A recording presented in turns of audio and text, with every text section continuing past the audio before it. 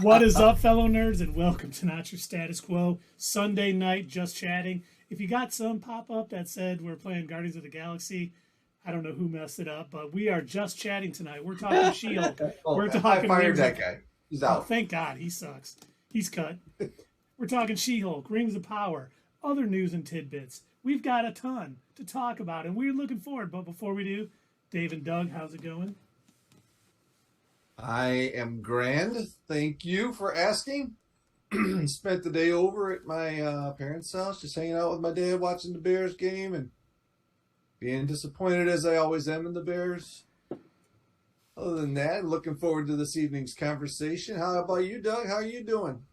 Well, Dave, sir, am outstanding. And I got to say, I think I'm even better because I don't participate in your plebeian sports, young man. I, therefore, can never be disappointed by your sports balls and your rackets with your end zone scoring and whatnot. I'm sure I've gotten all of that terminology correct. But yes, I am very good. I've had a pretty decent weekend, all things thinking about there, and I'm still riding on that high, honestly, from Wednesday when we were discussing Andor and what a good show it is. And so yeah, I'm ready to talk about all of the other nerdy stuff that we've been enjoying. And with that, Keith, sir, how are you? Well, gentlemen, I am tremendous. Much like Dave, sports ball has almost affected my mood in a negative way. The team I root for almost lost to a third string rookie quarterback at home. What does that word mean? Which one? I said a lot of them. Oh, all of them. Well, basically, the starting quarterback and the backup quarterback were hurt. So some guy who's been sitting the bench probably hasn't seen any practice all year. And he's a rookie, first year in the pros. Well, I don't see how any of that could have gone wrong. Well, I was actually going to suggest to you guys. It wasn't going wrong, is what I was saying. It was going great. Oh. I was going to suggest to you tonight that, maybe someone who's never ever been on the internet before, sub in for me and I go and take a vacation or something, I think it could work out. Oh, yeah. So you're saying the Packers won?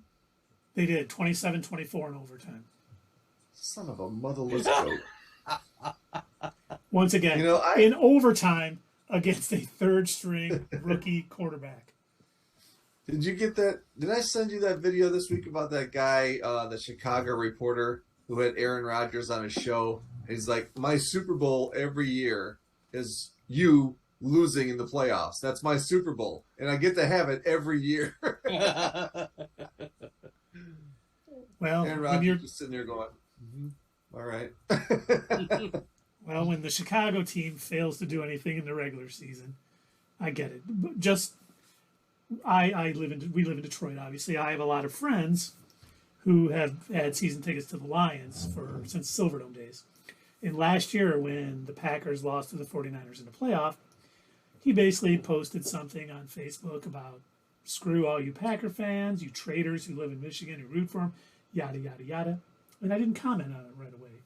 But last week, when the Lions ended up losing at the last second of the game, I went and updated his stat. I went up and updated that status on his Facebook, just asking about karma. His wife gave me a laughing emoji. He didn't put anything on it. Then today, the Lions scored 45 points and still found a way to lose. I was thinking about doing it again, but I decided against it. I know. They got to have like the best offense in the league, but the worst defense. Because I think they've scored 35 in every game. I think they have. After today, they have to be one of the top scoring offenses and the worst defense. Yeah. But we're not here to talk sports. We are here to talk all things nerdy because we love sports and nerdiness. But should we start with She-Hulk tonight? What do you? We don't have a lot because we talked Andor, we talked House of the Dragon from last week. We got a new episode tonight. Mm-hmm. So basically, we got She-Hulk or Rings of Power. I think we've all watched She-Hulk. I think I'm the only one who's watched Rings of Power. So let's talk. Sounds accurate. Let's do She-Hulk then. All right. She's she's about a foot taller than I am. Even she's 7'6". Is that what they said on the show? Yes. I think. But this episode, it didn't drive me as crazy as all the other ones. I've seen other reviews online and people saying it's just getting worse. This wasn't bad. I didn't hate it. I give it like a 4.5 on the Doug scale. So below average, but yeah, below average, but it was better than the other ones. The other ones were like abysmal, that in my opinion. And this one, I don't know what it was. It was just maybe it was the pacing, and I like how Emil. I like how he's. They're not really making him look like a buffoon. Mm-hmm. They're making him just like he actually has been 20 years and he's calmed down. Or 15 years or how long it's been. And it's making it look like that. And the way he's developing, is he going to be in the Thunderbolts? Who knows? Maybe he does have this Zen thing going on. We have some updates about the Thunderbolts later, but that's a little foreshadowing. Okay. So what do you guys think of this week's show?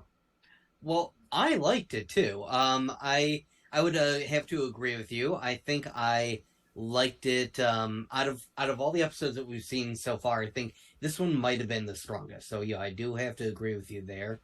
That I think I kind of liked this one probably the best. It felt less forced. Everything in it felt less forced, and a lot of it just. I agree with you. I love the way that they are, kind of expanding on Abomination. He's not just a one-note, flat evil villain who's bad for the sake of being bad. I love that they expanded on him in, what was that, like episode 2 or something? Episode 2 or 3? They expanded a little bit more on him, and you learn from his point of view, and it makes sense, really. From his point of view, he wasn't the bad guy. He never saw himself as a bad guy. He was following orders. He was being told, hey, there is some guy who experimented on himself, who turned into a monster, and he's, rampaging through the city streets. You need to stop him. It's your duty. It's your duty to do so. And so, I like that they expanded on him. I like that he spent time in prison. He's kind of reflected on that. He's, even though he doesn't necessarily think what he did, all of it anyway, was wrong, he still went ahead and he's apologized, trying to make amends, and he's even started like a new whole thing where he's trying to help other people. And the other thing that really, really worked for me for this episode is it's almost doing kind of like what a James Gunn kind of thing would do, at least in my opinion, where they're introducing these other villains that you otherwise probably wouldn't see show up in the MCU, kind of these goofball villains like Porcupine and stuff like that. I thought that was cool. Now, just so you know, it was episode 3 of this season, The People versus Emil Blonsky. Okay, all right. And much like you gentlemen, I also really enjoyed this episode. They did a good job of having sort of the theme of poor Jen this episode. Like, they've done everything where she just kind of messes up and yada yada yada, but they kind of helped her along, and she had a support group there, and it was nice, seeing she had doubts about Emil, she had doubts about the therapy group, and she ended up feeling better after it. But one of the things that I thought was funny, and I don't think many people have mentioned, both Manbull and El Aguila are mutants. But they didn't play the tune. I know. So I wonder, are they still going to be mutants in the MCU? That is a good question. That's probably going to be their only appearance. So, I think you're right. Know. The only one. Well, first I thought the vampire guy was pretty hilarious. I don't know if that was foreshadowing anything for Blade. I was wondering that too, and I still don't know. So they said he thinks he's a vampire, but he's not. So I don't know if that is actually the case. Like, is it that in the MCU anyway? Is it that he's not a real vampire? And where's Morbius? Where's Morbius? He is in the Sonyverse where he belongs. Mobius is in the TVA with. There's no Morbius in here. But I also, it was less than good. One of the other things. Yes, it was. It was released twice. I I'm really hoping one of my favorite supervillain groups is the Wrecking Crew. And the way they were introduced early on, the members weren't right, but we saw the Wrecker in this episode at, Emil Blonsky's retreat. It seems like he was mending his ways, but I am hoping at some point he gets a hold of that magic crowbar again and powers up his cronies and we get a legit Wrecking Crew. Because I don't mind them kind of making fun of them a little bit, but I think the Wrecking Crew could be an excellent supervillain team to go up against, the Thunderbolts, the Avengers, Young Avengers. They show up in comics all the time fighting Thor, Iron Man, Wonder Man, all the greats. Now, I'm assuming in this show they were literally just hired goons, right? Yes. So they didn't have any stake in trying to get Jen's blood other than the fact that they were hired to do so. That's what it felt like, yes. That's what I was thinking too. Okay, I just wanted to know what your guys' thoughts were on that. And then we get kind of the big reveal at the end that Josh actually was just using her. He kind of copied her phone, got her blood, and busted out of there and never called her back. So we're finally I don't know about busted out of there, but there was some busting. Heyo! Yeah. It was earlier than that. They didn't show that part of the evening. No, they did not. But, overall, I think it was a good episode. I'm looking forward to the Hulk King and that whole people trying to get her blood and what they're doing with it, whether that leads to the leader, whether that leads to, into Captain America New World Order. We'll find out, but we got 2 episodes left. We got Daredevil, and we got to kind of wrap up this whole intelligentsia type stuff. So hopefully they do a good job, because I was hoping for Daredevil in more episodes, but it looks like we're only going to get him for You one. and the rest of the internet. Everybody loves freaking Daredevil. Well, maybe not everybody. No, you're not wrong. Yeah, but the thing is, it's funny to me that. So yes, I am looking forward to Daredevil. Don't get me wrong, but I think it's especially, here it comes. It's especially funny to me, specifically that people will go out of their way to be like, I hate everything about She-Hulk, and the only thing that I want to watch it for is Daredevil, and then I'm going to throw a hissy fit online if I don't get the thing that I want. Well, unfortunately, a certain group has made that more plausible since they cried and whined and yelled and got their way with, the Snyder cut. That's true. Okay. Gross. Yeah, it was pretty gross. But hey, She-Hulk wasn't gross. It was good. I'm really hoping we find out, when we do find out, I hope the leader kind of shows up here. I hope we get She-Hulk and Captain America New World Order. There's been rumors circulating about that. So hopefully we see her in a more dramatic role. We talked about it a few weeks ago. I still hope it's true, but, honestly, this episode was good. Wasn't great. Pushed the story forward a little bit, so we got something to kind of look forward to, but, overall, it was all right. Is I okay? Well, Keith, on the Doug scale.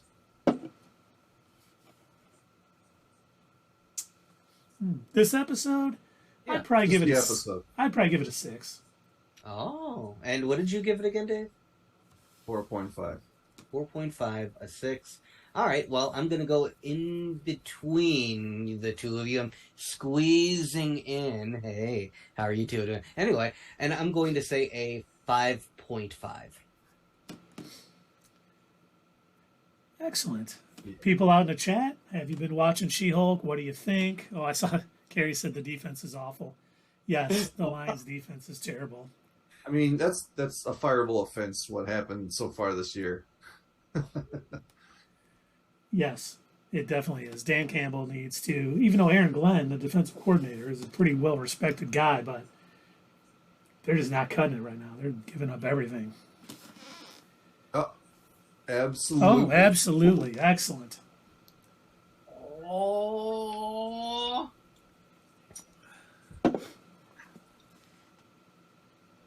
Cheers, gentlemen. Cheers. Yeah.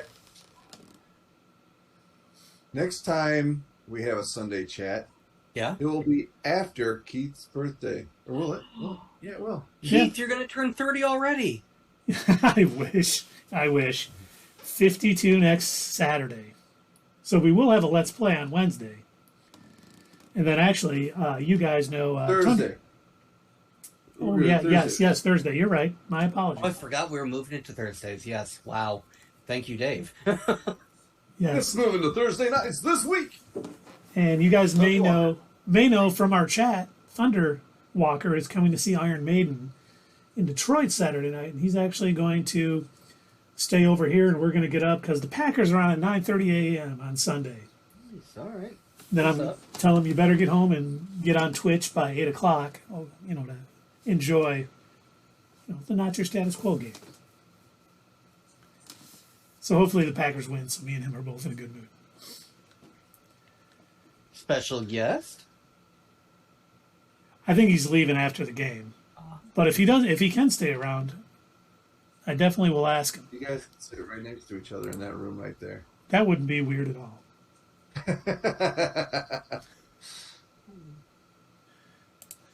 Well, I got the wrong picture up in OBS. Let me fix that up.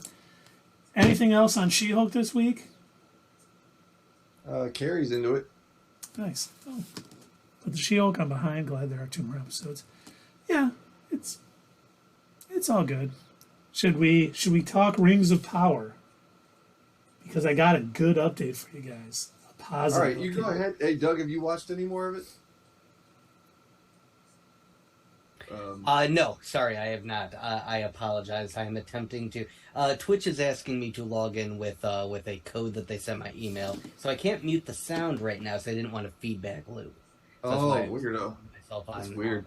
Zoom. Yes, they're being quite annoying, unfortunately. Okay, But, well, no, unfortunately, I've not gotten the chance. I wanted to this weekend. I did want to catch up on it because I am finally all caught up on House of the Dragon. I'm all caught up on Andor and She-Hulk and everything, and so that was the last show that I needed to finally get caught up on, and I couldn't. I wanted to, but I could not. Because I don't know if you all have ever experienced this, but do any of you have very vocal and very needy relatives that talk for the sake of talking? yes. No. Yeah, I don't that know. is Nope. my grandmother who is staying with me for the next week. And sometimes she'll tell me things just, I think, to hear her own voice or to talk to other people because she lives by herself. So she doesn't get a whole lot of, other interactions. So sometimes she'll just, oh, and by the way, she also used to work in factories all her life. So she's very loud because her hearing is terrible. So imagine yelling across the entire living room while I'm trying to, watch a show. Douglas, did I tell you that your uncle got a car? Yep, I'm aware. Thank you for that. Anyway, try and unpause, and then she'll say something else. Pause again. By that time, doing it like 3 or 4 times, I'm like, you know what? I give up. I'm clearly I cannot watch anything right now. Just so you know, that's why I sometimes get so far behind on shows, because my kids are like that. If I have a show on, it's, hey, Dad, did you know that there's a Lego set that Marvel put out that has Hulkbuster in it? Yeah, we bought it for you. We put it together. It's sitting right there. Oh, yeah. That was fun. That was fun putting it together. You like that? Yeah. And I unpause. Hey, Dad. Pause. Do you remember that one time when we went and got those apples from the store? Yeah, they're in the fridge. That was earlier today. Oh, can you cut me one up? Yeah, sure. God, that is exactly what. Yes, identical. Wow, okay. So I think I've got a solution. My grandma babysits your kids. Ooh, that would work. Right? Ooh, Then we can we'll do it like when we both need to catch up on a show. Like, all right, next weekend we got to watch this show. All right, I'm getting my grandma. Saturday, my wife and I are going to the Taco Hop. So maybe your grandmother comes over and watches kids. Sounds good to me. Now, Sierra said, House of the Dragon, yay, man screech. I'm assuming that's a positive. I'm not always up on the youthful vernacular, so I'm assuming you're enjoying it, Sierra? Vernacular. Oh, God. I think my that dad. was a shout. He loves it. Oh, good. Good. I thought that's what it meant, but because I'm loving it too. And honestly, I was so worried about this show coming in. I honestly, before House of the Dragon and Rings of Power started, I thought Rings of Power was going to be a much better show. Me too. Oh my God, me too. And that has not been the case at all. But this week's episode, what was it, episode 6? I think it was episode 6. Yes, episode 6 was much better.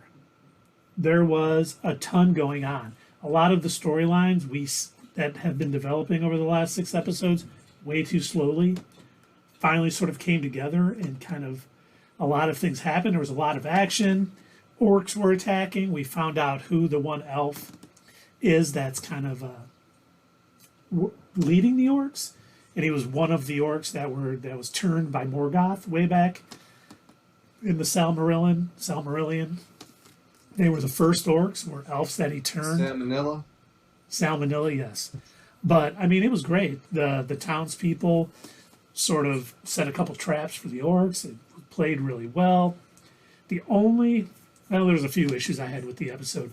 The elf Gladriel and the Numenor people coming from the islands to help kind of showed up just in time. It's like they've been fighting all night. They pushed the orcs back a few with a couple traps, and now they're kind of gotten captured in this thing, and they get a hold of this relic that we're not sure what's going to do at this time, but the orcs really want it.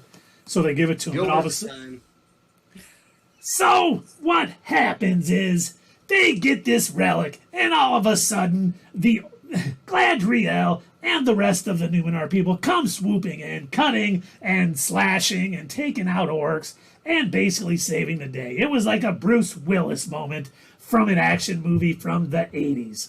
But it still was pretty good. And then the leader, this first orc turned elf, or this corrupted orc this corrupted elf, who's the first orc, he runs off with this relic. And Gladriel and this king, who isn't Aragorn, chase him down and get it back.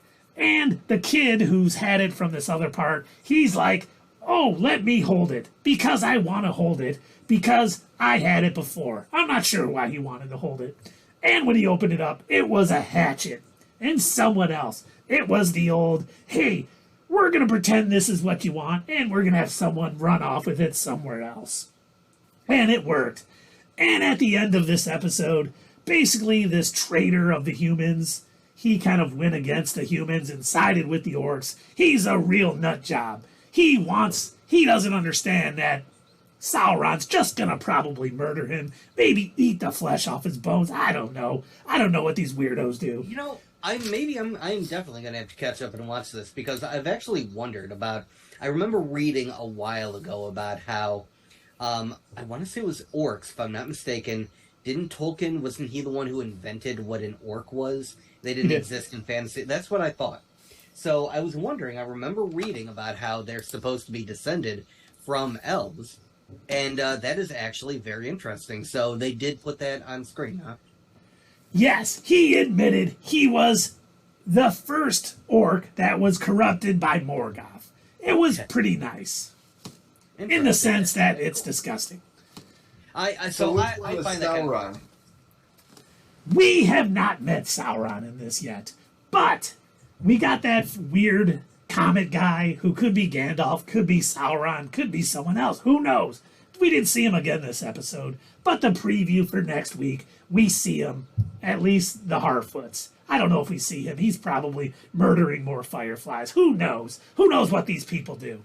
But at the end, the traitor to the humans that sided with the orcs has the relic. And he goes up and he puts it in this ground and he twists it.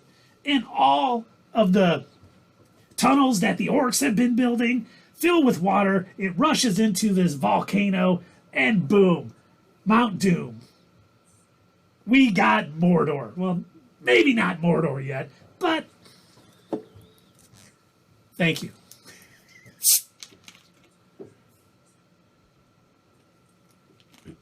Figured you needed that. Yes. So basically, the end of the episode is, Mount Doom sort of erupts, and it's kind of coming all over. Gladriel's kind of standing in it, letting it sweep her over. So they, You got 30 seconds. much like the lions, the elves and the humans were able to snatch defeat out of the grasp of a win. And we have 2 episodes left, so it's going to be interesting. So basically, the elves and the humans are the lions. And Done. You're good to go. Oh, You're there good. we go. 5 minutes is up. so, like I said, the elves and the humans are the lions, and the orcs and this Uruk, which was used in the Lord of the Rings, they're like the heavy duty Urukai. Urukai. Yeah. Basically, are these first orcs that were corrupted by Morgoth. So, I mean, this episode was really good. Well, it was good. But it really kind of brought these storylines together, and I don't know if I'll ever watch those first 5 episodes again, because they're pretty slow They paced. were rough.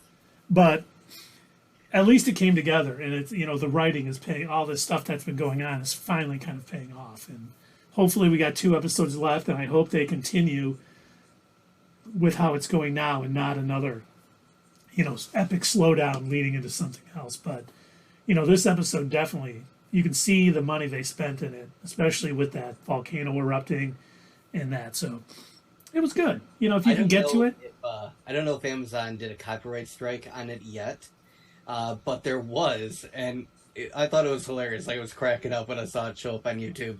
Somebody recorded the clip of what was that, episode 4, where the elf was crying over the tree. Oh, yeah.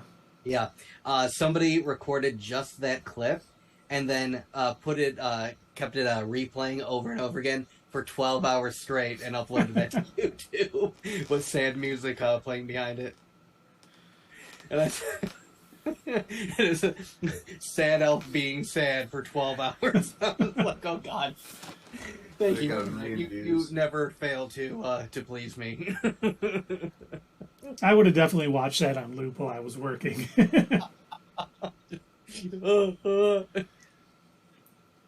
But, Doug, if you're planning on catching up, it might be worth it. Just know that, I don't know what episode you're on. It's a long stretch to get there. I only watched 1 through 3. Oh, you're saying not that far off. But like I said, like the timing of when the Numenor humans and Gladriel showed up just seemed a little too convenient. And them being totally fooled by that thing. And like, they got this wrapped up relic and nobody touches it till they give it to the kid. And all of a sudden he's like, and he looks up at the camera and then it pans. He's like, is Lizzo going to play the flute? That's what he was saying, right? It was almost like You guys in one of, know yeah, about yeah, I saw the I know Lizzo about thing. it. I think it's a nothing burger. Yeah, that's what I'm saying. It's a joke. I thought it was more like when Sylvester Stallone's kid from his arm wrestling movie, which I can't remember the name of, when he thinks his Over the dad is Top. over the top. Yes, when he finds the letters from his dad that his mother hid from him, he like opens up this box and there's just hundreds of letters from his dad. And he's like, it was almost like that. No way! Oh, what's that? What is that movie that I want to say it's like not Jim Kimmel. One of the other late night hosts. He uses it all the time. Where that cheesy spooky movie where the guy goes, "Oh my god." Well, unfortunately, Doug, like I said, I'm turning 52 on Saturday. I don't stay up and watch late night. Right. All I know is it's from an older movie, an older, like, one of those really cheap, cheesy, spooky movies from like the 60s or 70s. Cannot remember what it's called, but apparently the entire thing is just terrible acting. There were a lot of movies like that. You ever see Hardware? Actually, that was made over at a DC comic, and it was terrible. One of the worst movies I've ever seen. I can't even. A lot of them are like that. Steel is bad. Steel and Hardware. Steel. Fear my rubber suit. Yeah, I mean that's gonna it's a solid metal. You're not going to get much out of it. Then you got Terminator 2. You know, that's a liquid metal, so it did great. No takers. All right. No. Yeah, I'm with you. I mean, yeah, you should take it on the road and maybe leave it. That was 91, maybe, or 89, something like that. Yeah. It's It still holds up. It still holds up. Somebody was doing comparing scenes and talking about how they did all the practical effects on all the different a lot of the different areas, like showing the face where the flesh was carved out during the end, and showing the red eye and saying how they had to make up that and then they had to like add a literal LED light to make like the eye glow and everything, and all of this stuff was all practical effects because, you know, obviously the CG wasn't super great back then, but yeah, it all still looks really good.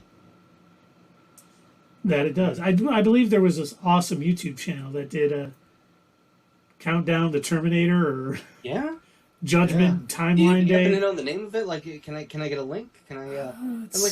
I'd like to watch all of those videos. Every one of them. Something like not your status something or not your. Yeah, they're really cool though. It's like timeline to Judgment Day. Really great, really great stuff. All right. If I remember correctly, they like the first two, not so much the rest of them. Yeah. That is understandable. That's really understandable. Did they have notes? Yes, plenty of notes. They kept receipts too. Where's the tangent time picture? We do need a tangent time picture, but well, we have one. We do. Doug just sent it to you. No, we did. Sorry about that. No, I didn't. Yep. Let me check it out. Oh, that's nice. Here, let me get it set up. All right. Yeah, so for all of you that, you know, are regular viewers of our live streams, and if you've seen the descriptions that Keith puts into the YouTube videos, then you'll know exactly what this is all about. And we do this very often. We call it tangent time. But yeah, we used to do this all the time when before when we were in the studio, when we would go to record and everything, and Keith, Dave, and I were talking about stuff, and oh my gosh, every time we would start off on one topic, tangent off into something else, and now we've brought it to all of you, live and in person, tangent time. It's like 45 minutes later, we're like, what were we talking about? Right. Oh yeah, we were talking about the Mandalorian's first episode, you know. Tangent time is when you're editing the videos back in the day and going, okay, I probably got about 45 minutes, I can move it. Nope, they're still talking about something else. Yes. Nope. Oh, we're close. We're close. We got a 5-minute video out of a an hour and 45-minute conversation. Imagine if we did that, like if we added chapters in all of our videos for YouTube and just like an hour straight tangent time. I remember I'd get home from filming at the studio and my wife would be like, wow, you guys have recorded for a long time. What do you got, like 10 videos? We got a 3-minute video out of it. Yeah. So bad. Yeah. But I don't know if we want to talk. Well, let's go over the news and then maybe we'll talk if we think anything's coming up in Andor. The first thing, and I know we talked about this already, Deadpool 3. We did talk about it a little bit on Wednesday. We know that Hugh Jackman is coming back as Logan, Wolverine in this. But there is another rumor that started or was circulating today. Has not been confirmed, but man, I'm hoping this one is true. Tom Holland's Spider-Man is also going to be in it. No way. Like I said, the rumor just started circulating today. No one has confirmed it, but man, I saw that and I was like, that's one of those ones I really hope is true. Because seeing Deadpool, Spider-Man, and Wolverine together in the MCU, it would fit. It would really fit in because I've seen in, you know, cartoons and comics and everything, I've seen Spider-Man play off of Deadpool before, and I would like to see that on the big screen. I don't know if Sony would allow it. Well, in his contract, he can, you know, he gets to be in so many actual MCU movies. Okay. Like And you think Kevin Feige would allow one of those times to be in a Deadpool movie? Why not? If he thinks, because it's going to be R rated, if he thinks Mhm. bringing Tom Holland's Spider-Man into it is going to push that, to like the $1 billion mark, I think he would. Because I think he can go to Sony and be like, listen, let's update our contract, let's update the rules here. We want to put him here, but we also still need him in these Avenger movies. But we'll throw you something here, or do something for you, or yada yada yada. I think Sony would go for it as long as they're making money on it. I think they would be okay with it. Yeah, it's they obviously Ryan Reynolds is going to pick the director. I mean, seems like it's his project overall. Well, yeah, I think that's the best way to do it too, and I have a feeling that if the MCU continues doing what they've been doing, where the kind of, for the most part, Blade excluded, and I'm sure we'll be talking about that in a little bit. For the most part, they're pretty hands-off when it comes to, letting the directors and the writers or whatever just kind of do their thing. And it's because usually there's such a big vetting process before they even come to it. Now, I don't think they're going to have to go that far with the Deadpool movie, just because, I mean, it's already proven to work. Fox was the one that had issues. They're like, there's no way. This is not going to work. We can't do a rated R movie. No one's going to go see it. You got to tone it down. And if it wasn't for Ryan Reynolds putting that thing online and really hyping people up, Fox would have never went for it. And it would have been terrible, I think, because we saw when Fox handled Deadpool. What happens? Yeah. Now, Sierra said, from what I've been hinting at, or from what they have been hinting at, I could see pairing Spider-Man with Daredevil before they would Deadpool. I think they're still going to do Spider-Man Daredevil in the next Spider-Man movie, because the deal with Sony is they get an MCU character to basically show up in the Spider-Man movies. And I think in the next Spider-Man movie, that'll be Daredevil and maybe the Kingpin. But I do think they're going to let Spider-Man be in the Deadpool movie just because, I mean, they've teamed up so much in the comics, and I think it would be a nice fit. But once again, It'd be awesome if they had like that one issue I was telling you about, the Hit Monkey. That would be awesome if they had that like some iteration of that. Mm-hmm. That would be hilarious. I like Spider-Man. that monkey cartoon. That was funny. Oh, the one on Hulu? Yeah. yeah, Hulu did a pretty good job. That, Mm. oh, wait, hold on a sec. Let's go back to Tangent Time. That Oh? the Okay. MODOK. Well, no, just because the MODOK show, All right. which unfortunately we're not getting a second season, was hilarious. Patton Oswalt was great as MODOK. Obviously, it had one of the greatest superheroes of all time with Wonder Man showing up. So it's almost a can't miss when you got those two. But Hit Monkey was good. Unfortunately, oh my God, what was the? Oh my God, Damien Hellstrom. Remember Hailstrom? Oh, Hellstrom. Oh, God. That I That still was terrible. I watched Oh, the it's first so bad. episode and just Yes. could not watch anymore. That was I am still so upset that we spent our time putting together an entire 3-minute quick hit on that damn show. Wasted whole 3 minutes of our lives, probably more because we most likely did tangent time while we were talking about it. Wasted our time putting that thing together just to watch the first episode, and all three of us were like, nope, nope. Not I do this. There has got to be a silver lining. What's the key silver lining about that know. show? I didn't watch any more of it. I did not waste any more time. That was the silver lining. That was all I had. Very rarely will I watch one episode of a show and give up on it. Hailstrom was that show. There was no redeeming qualities that first episode. No. Oh my God, that was so bad. Oh, it's so bad. It looked like something about on par with what the CW was kind of pumping out at the time. With their so let's stop writing compelling stories for Arrow and for Flash and just keep doing the same thing every week. Okay, he's got his group. We're going to have some stuff go on. He's going to feel like he can't do it. Someone's going to give him a pep talk. And damn. And then he's gonna do it. Who's the villain? Doesn't matter. Okay, done with Tangent Time. Our next little For tidbit. now. Blade. We also talked about this a little bit on Wednesday. Blade has lost its Blade. Say that again, Keith. Blade has lost its director, Yep. and it's getting a new writer. Yep. So So we finally got more news why that happened.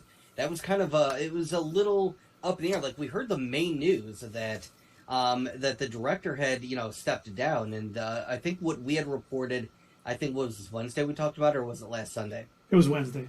Okay, but when we talked about it, the only thing that we seemed to know at the time was the fact that Bassam Tariq stepped down and left his position. Said, you know what, I'm not gonna, but I'll stay on as a producer, but I'm not gonna direct the movie. And that it was on hold indefinitely, I think is what we said at the time. I assume that's still the case because they still haven't found a director Correct. to replace him. So we finally found out why he stepped down and why they need to find a new writer. Keith, did you see this? I did not. Okay, well, it turns out, and I'm totally going to pronounce his name wrong, but Mr. Ali. Thank you, Mr. Ali Mahershala. Mashallah.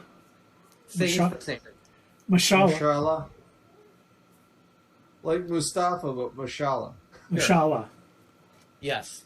He didn't like the script. He said there wasn't enough action scenes in it. It was a terrible story. He hated the flow.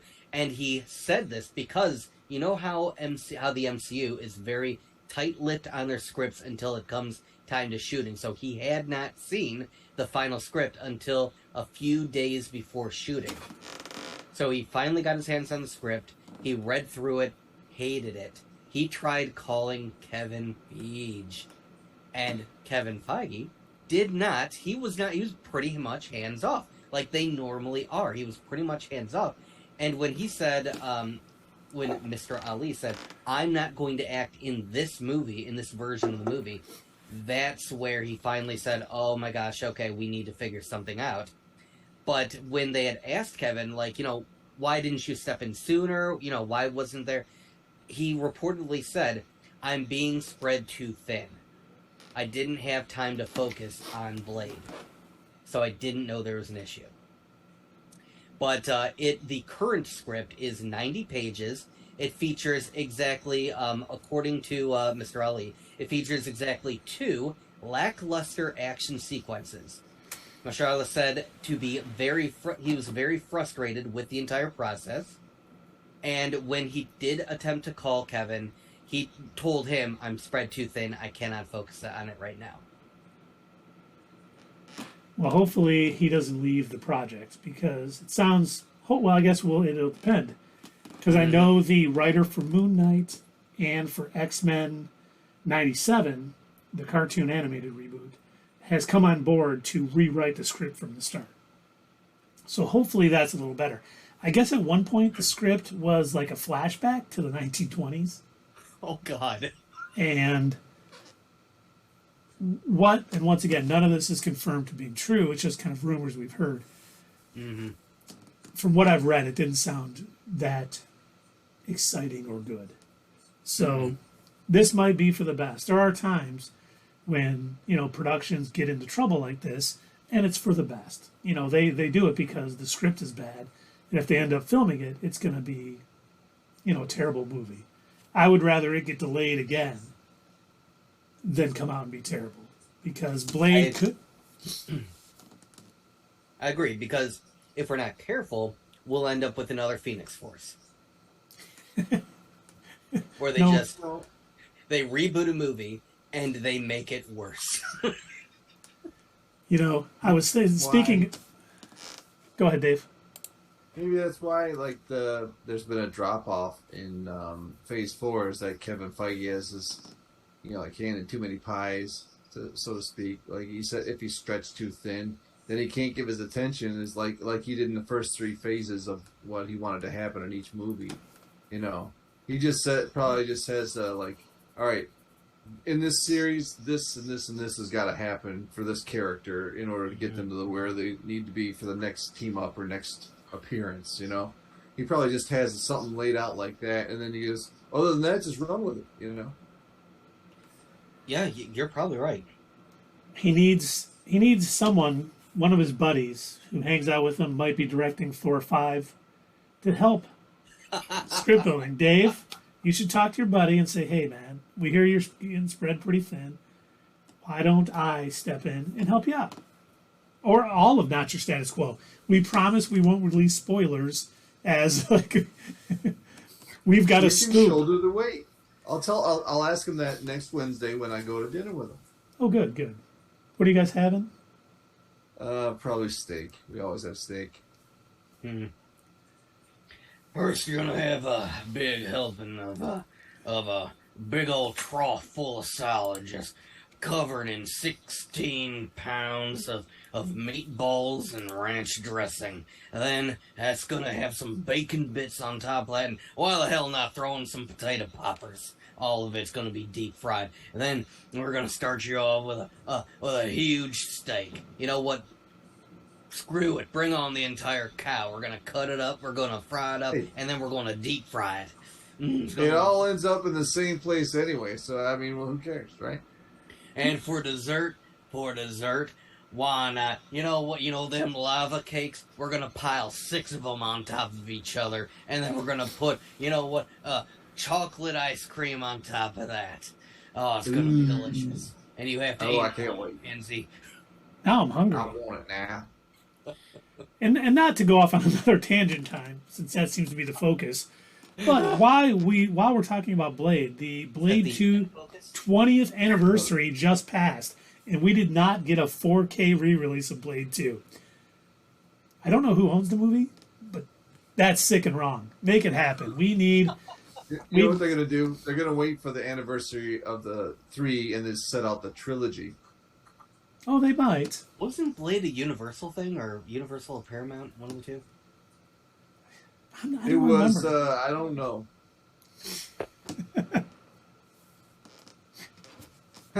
But anyway, we should have got something, and they did nothing for it. Especially, you think the MCU would want to hype it a little bit too with their Blade movie coming out in a bit.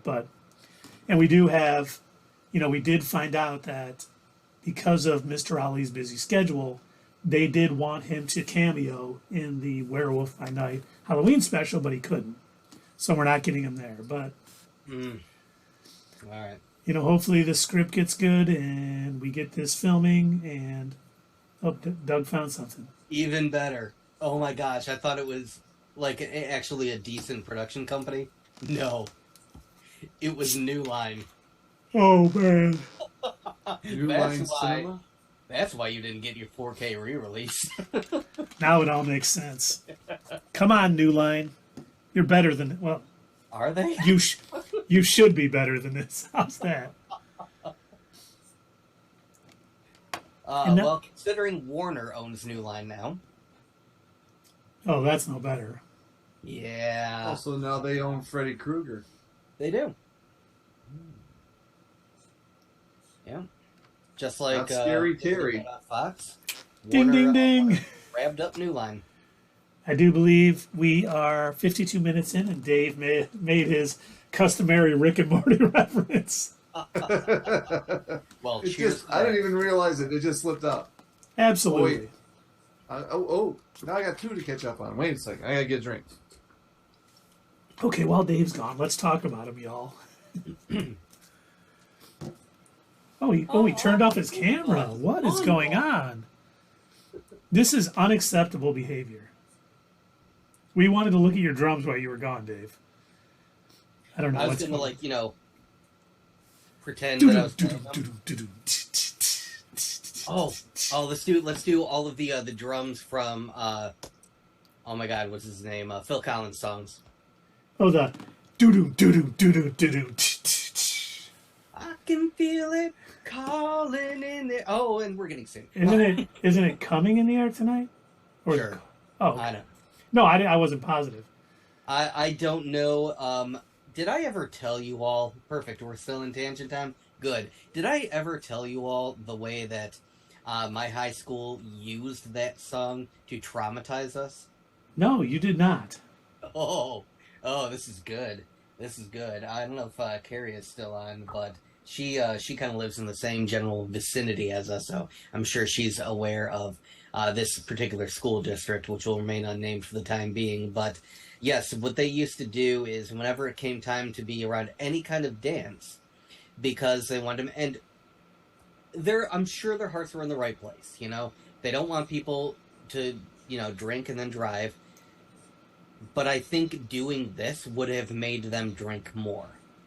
So what they did is they would put a wrecked car on the front lawn in front of the high school, and they would have a couple of seniors from the student council sit in the wrecked car, and they would kind of hang out of it and hold signs and say, I drank during prom and now I'm dead, or I drank and now I can't walk anymore, and some other thing. But then to really put the icing on the cake, they would also have a special assembly, bring us all into where they would do like the plays and everything like that, and they would bring us all in. They would roll out some wrecked car thing, and they would reenact like, oh, I am John and I'm on my way to the prom. Let me get some alcohol on my way. And then while they're reenacting all this stuff, you hear boom, boom, boom, boom, boom, boom, psh, and they're playing on repeat.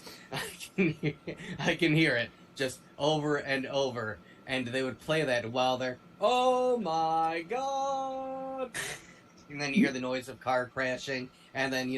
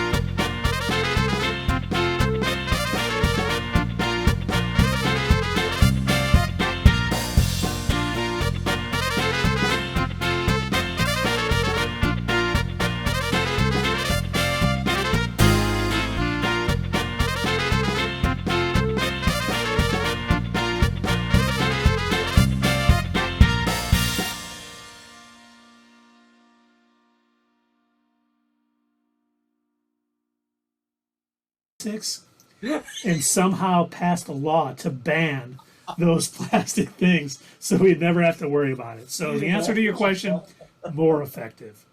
Which Phil Collins song? The Paradise song? In the Air Tonight. In the Air Tonight. Yeah.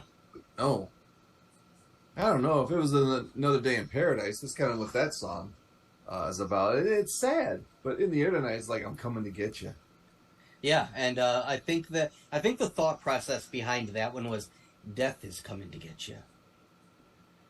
I figured Dave would bring up "Don't Lose My Number" because he always makes reference to the video. Sandwich. Great sandwich.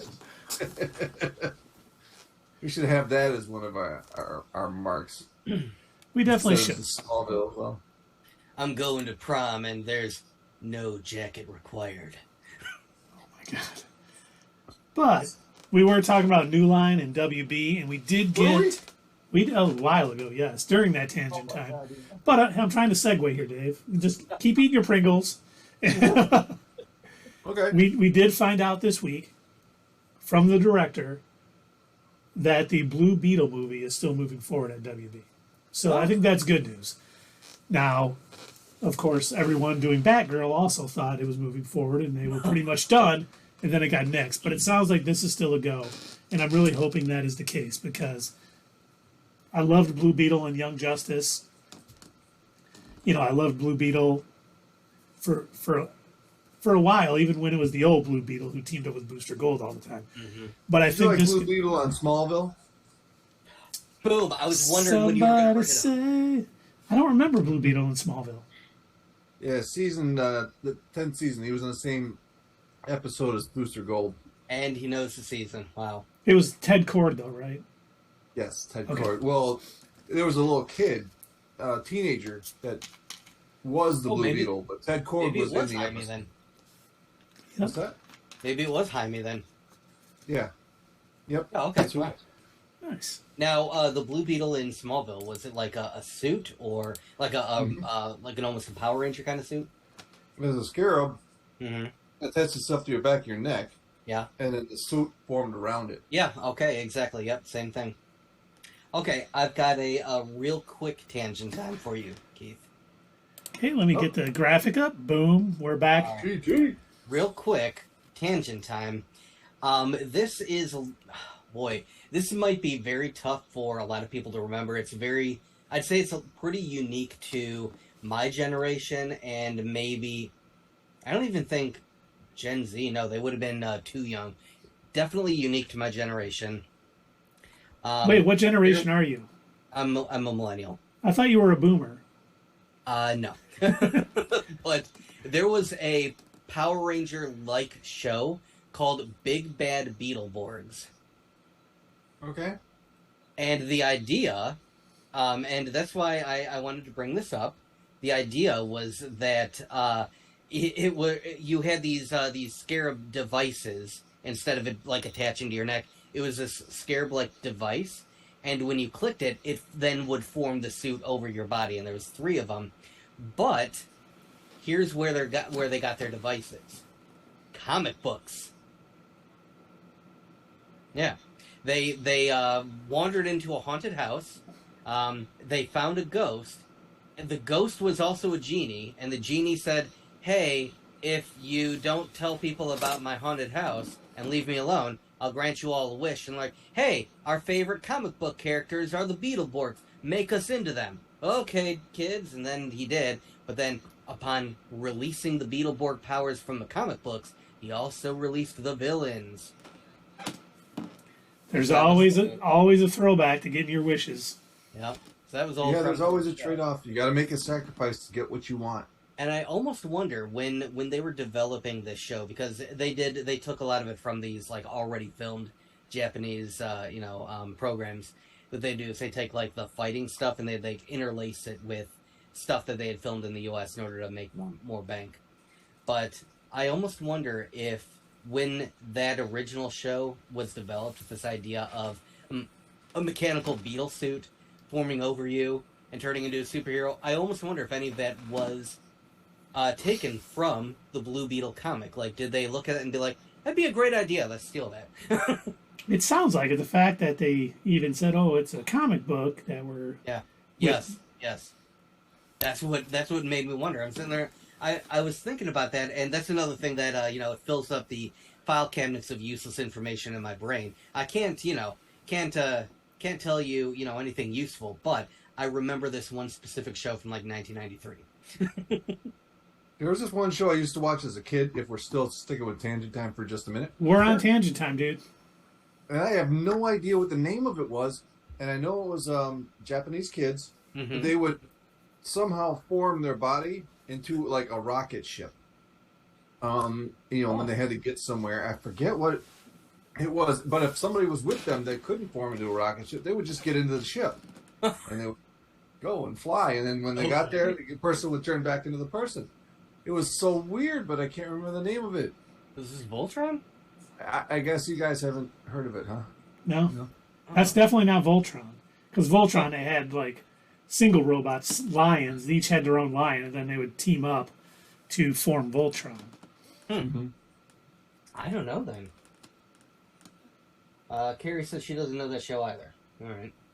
Yeah. If I ever find out, I'll let you know. All right. Carrie, were you ever aware of the Beetleborgs, though? She's like, no, that's what I was talking about. Oh, That's hilarious. and Doug, before you ask, yes, my tummy hurts. Aw, I'm sorry, Keith. I hope that makes you feel better. Oh, another tangent time. Ooh. I almost forgot. You mentioned Dark Phoenix a little while ago. Yeah. We're also, not only is this tangent time, but it's going to be shameless plug time too. I was thinking a good idea to help some of these younger kids who may not have been around in the 80s when the Dark Phoenix saga hit. Mm-hmm. I should maybe do.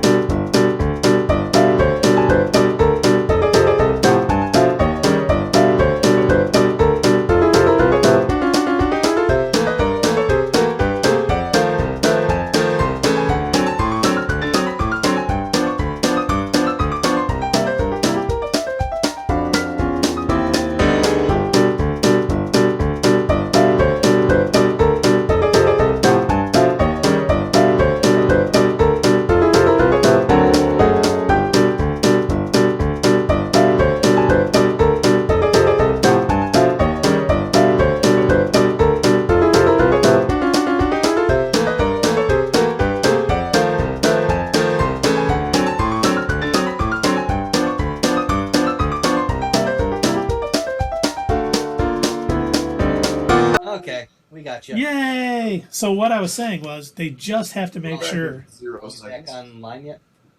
Okay, we are. Cool. What I was saying was they have to make sure. You know, Dave, you're absolutely right.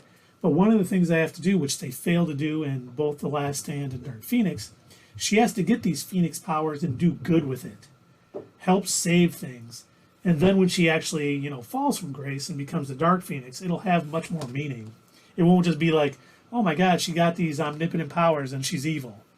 It'll Like have Wanda. Yes, like Wanda. I can't believe I keep. I don't know. So, okay, I would say with Wanda, it still made more sense because they did. Don't stop talking like that, Doug. Oh. I thought I dropped No, off no, sorry. again. I saw We both go- like showing up on the on Twitch, and I was like, "What the heck's going on?" Sorry, I caught the white out of the corner of my eye, and I didn't know what the heck was going on. Anyway, I would say when it came to WandaVision, they did a little bit better job in explaining, because we even said this in our like what's next to sees of WandaVision. We had mentioned that at the end of that last episode where she, basically did her Dark Phoenix thing, we said that was a better Dark Phoenix than Dark Phoenix. And I'd say the buildup of her, like, we realized in watching some of those episodes, like, if you remember our theories at the time were, oh, she's not behind this, Wanda's not doing anything, it's got to be Agatha, or it's got to be this person, or it's got to be someone else. And we were like, kind of in denial, like it's got to be something else. Nightmare is doing it. Mephisto is doing it. We, not for a second, actually thought that Wanda was behind it until, I want to say, like, the 5th episode. I'm like, oh, no. She might be, like, when she was arguing with Vision, and it's like, oh, no, okay. And so they kind of showed this whole descent into madness. They explained it with that whole backstory of them tearing apart Vision in front of her. So I'd say if anybody got a raw deal in that whole situation, it was the director of Sword. He went from, like, goody to baddie just like that, and that didn't make any sense. But Wanda, that I understood that a bit more. And the fact that they tacked on the Darkhold corrupting her, I will accept that a little bit easier. Yeah, it was. They actually built up. She had all this stuff, bad things happen to her, and that gave the Darkhold the in to kind of help corrupt her. Yeah, it made a lot more sense than the Sword than director. any of the Jean Grey nonsense did. We went into space and I got comet magic or aliens ate my brain or some. I don't know what the hell they was. I could not follow what they were trying to say happened in that movie, other than the fact that they went into space. She started losing control of her powers, and then she was like, I'm gonna murder everyone. Seems like fun. That's my thing now. I'm into it, like, some people, they got their hobbies. Some people like to do puzzles. Some people like video games. I like to murder. Your sword. Hey, just so you know, Doug, Fox is on the phone. They want you to write their next X-Men movie. Oh, they thought that was an actual legitimate story. Okay. Cool. Yeah, all right. Yeah, that tracks. Now I feel left out. Dave hanging out with Kevin Feige all the time. You're going to be writing a new X-Men movie for Fox. This is... Do not feel left out. Oh, wait, is that... What's... Oh, hey, president of Sony. Simon Sony Jr. You want Keith to come and write Morbius 2? It's Morbin time? Oh, he would love to. All right. Keith, that was Simon Sony, the second, the CEO of Sony. Sony Boney. And he wants you. He knows that you got ideas. He wants you to work directly with Jared Leto. I cannot wait. This is going to be the greatest movie of all time. You guys are going to put your minds together, and you're going to write the best Morbid movie that ever morbed. All I need to know is if Michael Keaton can show up and say some random weird lines that make no sense at all. And then my dream will be complete. Yeah, it was It's going to be called the Dallas Morbid Club. I was doing Falcon stuff. Didn't you play a character called Vulture? Yeah, whatever. It's a bird. You can fly, right? That's all right. I don't know. I was drunk the whole time. All right. Yeah, as long as the food's better. Okay, so what did we tangent off of? I don't remember.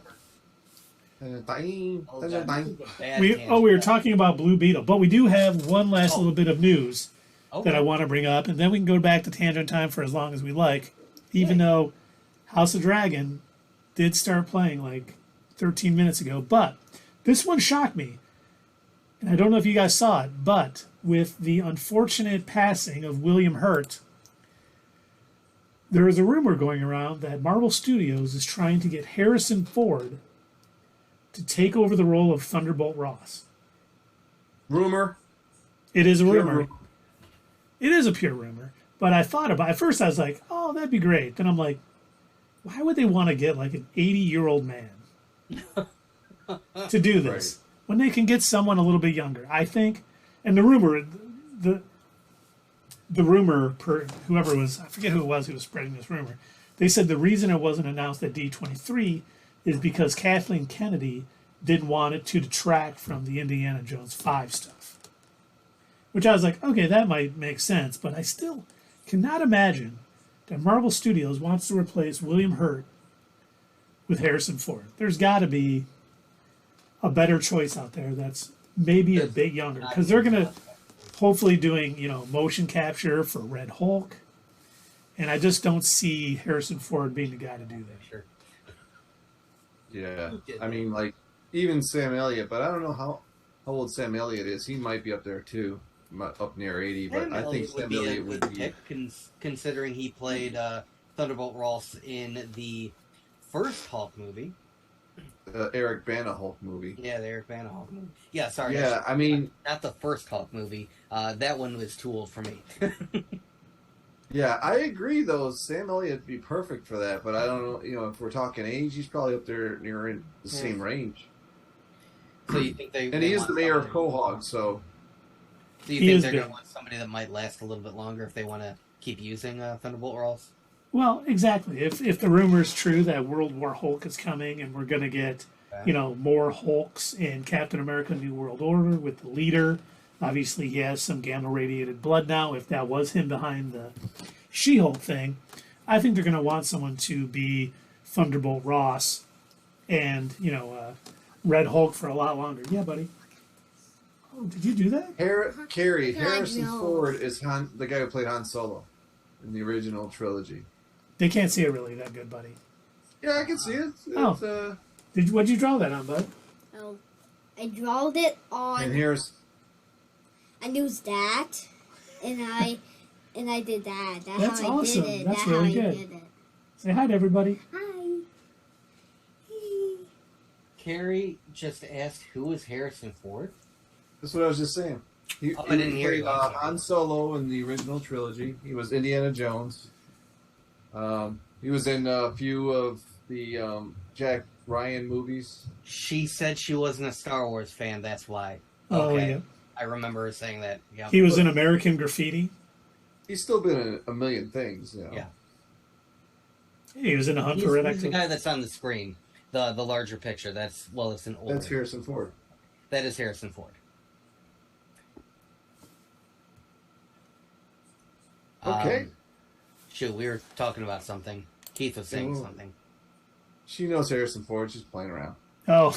oh, Lord. Okay. Wow. I was like, really? Wow. They were saying the rumor is that he's going to be the Red Hulk. He's going to be the replacement for Thunderbolt Ross. Right. We were talking about that. Yes. Okay. Well, I have an idea for them, and because it worked absolutely flawlessly in Rogue One, I say rather than getting a new actor to play Thunderbolt Ross, they just completely CGI the character from scratch, just like they did with Tarkin.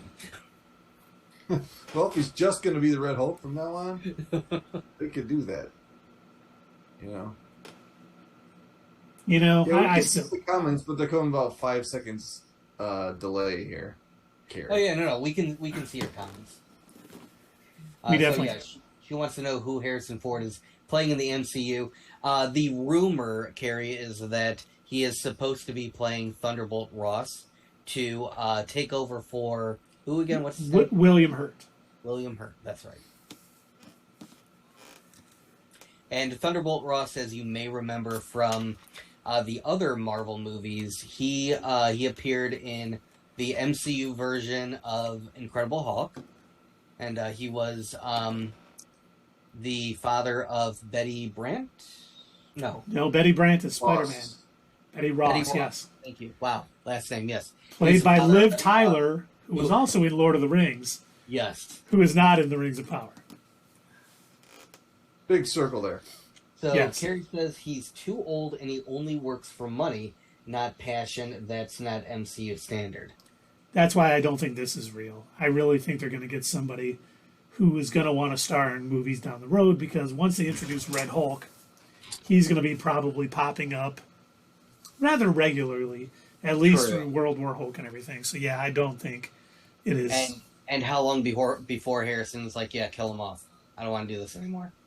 Yeah, Harrison wanted to be killed off in almost every Star Wars movie. Yep. And the only reason they didn't is for toy sales. So Episode 4, make sure I die at the end. This is never gonna work. I don't like it. Are you kidding?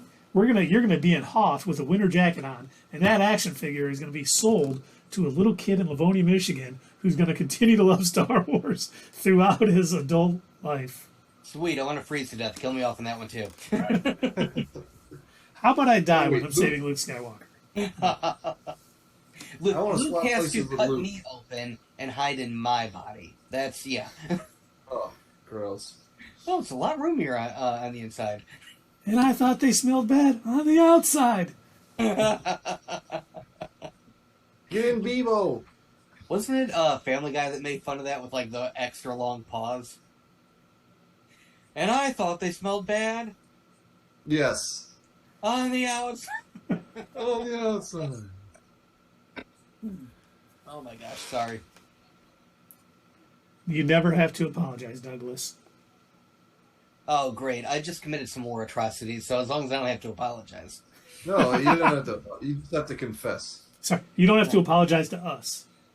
oh, well now you're changing it. Sorry, I misspoke. Well, I guess we are back to tangent time. Was Well, that did we talk about Andor at all? We talked about it on Wednesday. We already have a video on YouTube about our thoughts on Andor, but we can. You want to talk about Andor, my friend? You know what? Well, we could tangent to it. That way, if we tangent off of it, it'll be okay. Boom. We're talking Andor.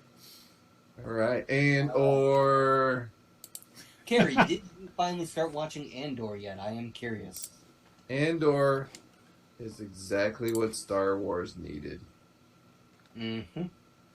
End of story. I was, Not too much nostalgia there. It's a great story, and somebody brought up that like, would I still like it if it wasn't Star Wars? Yes, I would. It's a good story. yeah. Yeah, you said it in the chat today. Good is good. I don't care if it's Star Wars, DC, MCU. Good story, good acting, and all that. It's going to be good no matter what it is. Mm-hmm. Yeah, I agree. Even if this wasn't Star Wars, I would probably still be into it because it's good writing, it's good characters, and as I said after watching the first 3 episodes, and hell, even the most recent one, excellent shots. I'm, as much as I like the, what do we call that giant screen that they filmed The Mandalorian on? It's called The Volume. The volume. As much as I did like the volume, and I think they've done some really cool stuff with it, and they've gotten some pretty decent shots for The Mandalorian, and it does look alright. Actually seeing real open fields and scenery, and it looks so much better, I think. It looks great. Like, you can tell that the extra time went into making this, went to scouting the locations, and it just looks really good. So even if it wasn't Star Wars, the cinematic value, the writing, the characters, Tim, perfect. With 2 M's. With 2 M's. Tim with 2 M's. You know, and I wonder, I was thinking about that after watching this. I wonder if they were okay filming Andor without the volume. Is because they're not trying to keep any real big secrets. Like, I know The Mandalorian, they were talking about how it's a lot easier to sneak actors onto set without anybody noticing because it's now wide open. And I wonder how much they use the volume, not only because, I mean, it is a cool technology, how at any angle they can move the camera and the angle sticks. They don't have to worry about, too much with that. But I wonder how much they use it for secrecy, because we know Star Wars loves to keep their secrets, and they did a great job keeping Baby Yoda a secret because nobody had any idea. They did a great job of keeping Mark Hamill's secret at season 2. Well, they even told the cast that it was going to be Plo Koon that showed up. Nice. Oh, really? Yeah. We probably talked about that and I've already forgotten by now. Again, Like Katie Sackhoff would be the only one who would probably know who Plo Koon was. You think about the other people in the cast there. Yep. Well, Ahsoka would know who he is because he saved her. You said Katie Sackhoff, right? Yeah. Yes, I thought. Yeah. Okay. Yeah. Oh. Yeah. Okay. Wow. Sorry. Had to put the 2 and 2 together. Ahsoka wasn't there in that scene, was she? No, I know. No. But I was just saying. Yeah.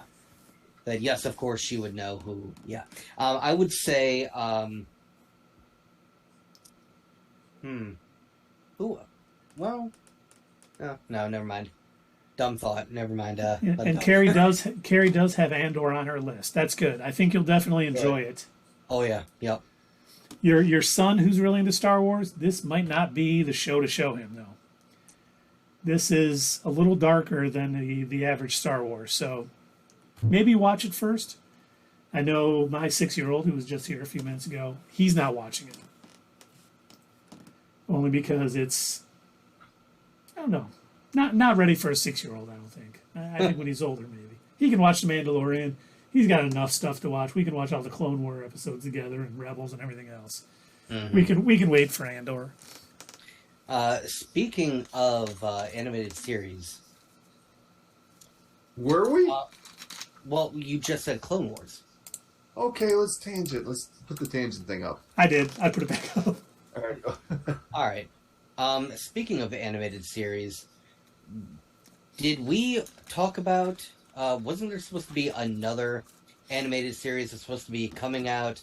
Not Bad Batch. It's supposed to be something else. Tales of the Jedi? Not Tales of the Jedi. I thought I saw another thing. Maybe I dreamt it. Oh boy. Oh no. Maybe I did. But yeah, I could have sworn I saw recently that there was some other animated series.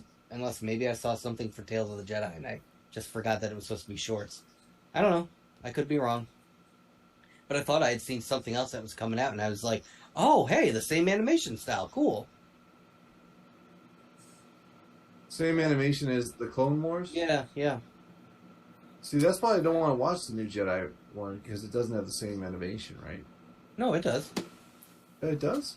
Yeah. Yeah, it's the same exact animation style. And what is it called again? Tales of the Jedi. And it's coming out October 26th. Mm-hmm. Holy crap. Six shorts, I believe, if I remember correctly. And Carrie says it's not his preference, although Sam always asks to watch She-Hulk. He's the 3-year-old. If you let him watch it, I'd let my son. Sully is not into She-Hulk. He doesn't want to watch it. I try to get. She-Hulk is He's one of the guys that brainless fun, so. He's just like, is she gonna beat somebody up? No. I'll go play Legos.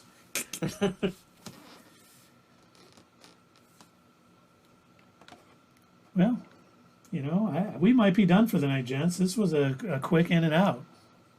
Rapid. Talking about Rapid Andor fire. on Wednesday kind of pushes us through. Unless any. You know what? Here's the problem. Now that we're doing this on Thursday, see, I only halfway through did I go to my walk-in on that one. Anyway, now that we're doing it on Thursday, we got Andor and She-Hulk available to us before we go broadcast.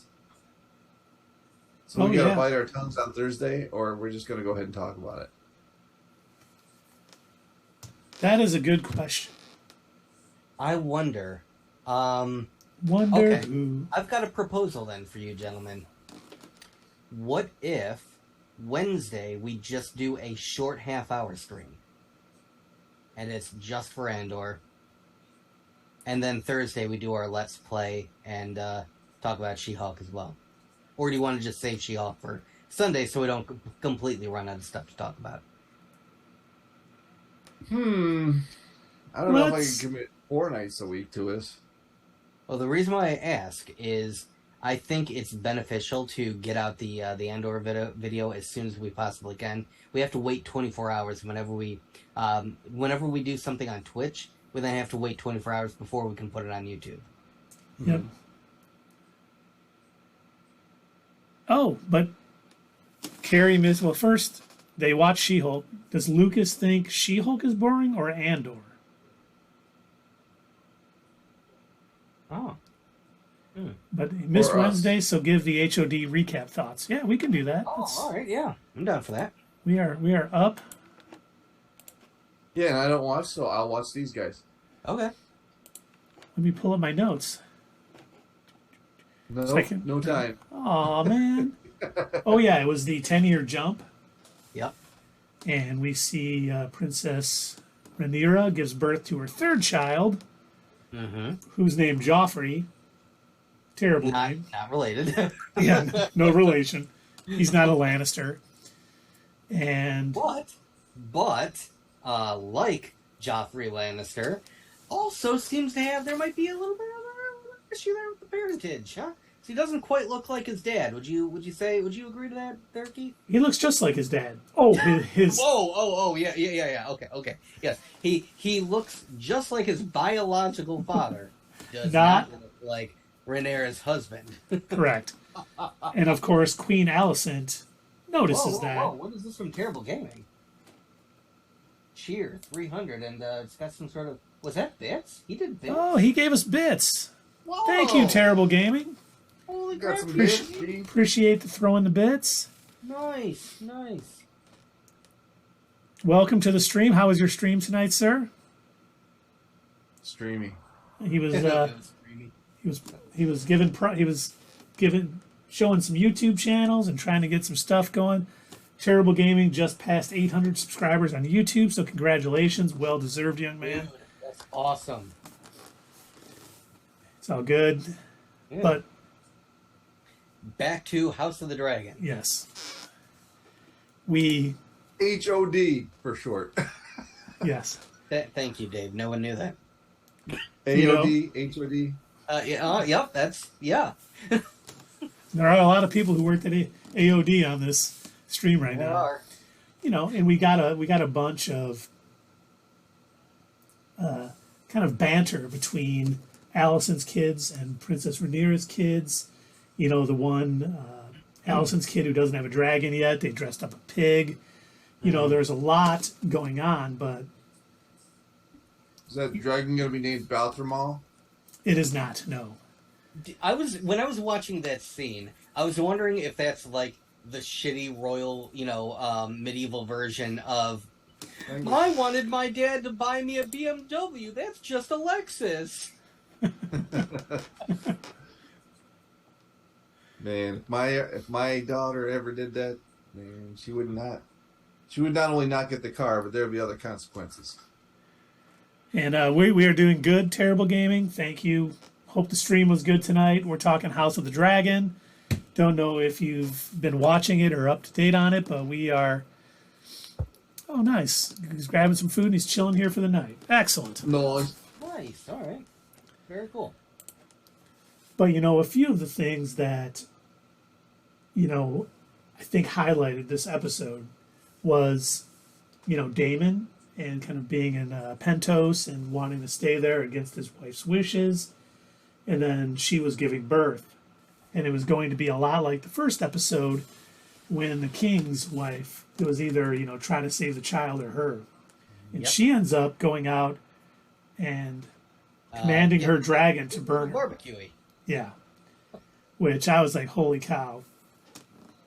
And we see Princess Rhaenyra deciding, because of all of the talk of the parentage of her kids, and because the actual father attacked the King's Guard. I can't remember his name. Let me find it. Humpty? No. Sir Kristen Cole, who was originally Princess Rhaenyra's Queen's Guard, whatever you want to call him at the time. And he ended up sleeping with her when she didn't sleep with her uncle. Yeah, And then Dave is like listening to this and be like, "Wow, sounds super compelling. I can't believe this redneck backwater sleep with your cousin show is doing so great." But I mean, it really is so much more to do with the If she ain't good enough infighting. for her own family. Sorry.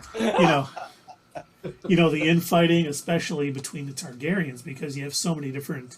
They've done a good job of setting it up. Princess Rhaenyra is the heir, even though now the king has an actual firstborn son heir who should probably actually be heir. And the old hand Otto Hightower really pressed his daughter, saying, "Listen, if you don't do something, she's going to be queen. And what do you think she's going to do for anyone who has a claim to the throne? Yep. You better get on that." And that. Wait, what were you saying, Dave? No, I was just. I said, out! Oh, I thought you were howling. Yes. Yes. I was like, we're all excited for the Werewolf by Night thing. I thought, that would have been a perfect plug. Oh, yes. For the Was tangent. It is tangent time. For those of you who are not entered in, we are giving away Werewolf by Night, New Wolf Rising on our YouTube channel. So go check it out. All you got to do is watch the video, like the video, comment on the video, your hype level for it, and subscribe. And with YouTube, unlike here, there's no charge for subscribing. So no cost to you. You can win that great graphic novel. So make sure you go out and comment, like, and do all the YouTube things to win that. Love the bag, though, with our little sticker on it. Awesome. Yes, we got all of these. We're going to be going out with each one. Going to take them up to some comic book stores, drop them off. We're getting heavy into marketing. Let's see. Carrie says, Allison caring about her sleeping with Damon confuses me because they tried to marry her to her brother. And in this episode's, yes. I think it was more... So, she was upset. It's more about... Yeah, I assume you're about to say the same thing as me. I think it's more about Alicent, even though she wasn't concerned at first about her kids ascending to the throne, her father put a lot of that in her head, that that's what she needs to be concerned about. And so any dig that she can find with Rhaenyra where, oh my gosh, why would I dare want her children to marry mine when her children aren't even of fully royal blood? That's the implication there. Therefore, they're technically bastard children. Therefore, I don't want them to marry my child, which is fully of royal blood. Yes.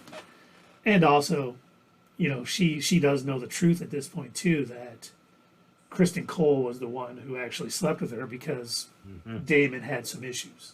He wanted to, and she wanted to, but he couldn't. I was fine with it. But we did. I think one of the big things in this is Kristen Cole gets the actual father to attack him out in the while the kids are practicing because he's not giving enough attention to his actual kids. And with him attacking him with that comment, pretty much confirming to everybody except the king, who's oblivious to what's actually going on. Okay, he is definitely not oblivious. He is in full-on denial, and it's hilarious. Because, they will spell it out in front of him, and he'll just be like, what? It was just, they were roughhousing. That's all that was happening. They're perfectly reasonable, and how dare you? And if you ever say that my daughter is sleeping outside of her marriage, that is treason. Even though, I do love the fact that it was a nice little touch. Because remember, when she got betrothed to her husband, she basically said, I know your appetite isn't me and mine isn't you, but let's do this marriage and we'll both do our own things and everything. And, she obviously has been, he obviously has been, even though at the time, Sir Kristen Cole kind of took care of one of... So we saw something similar like that happen in Game of Thrones with Renly.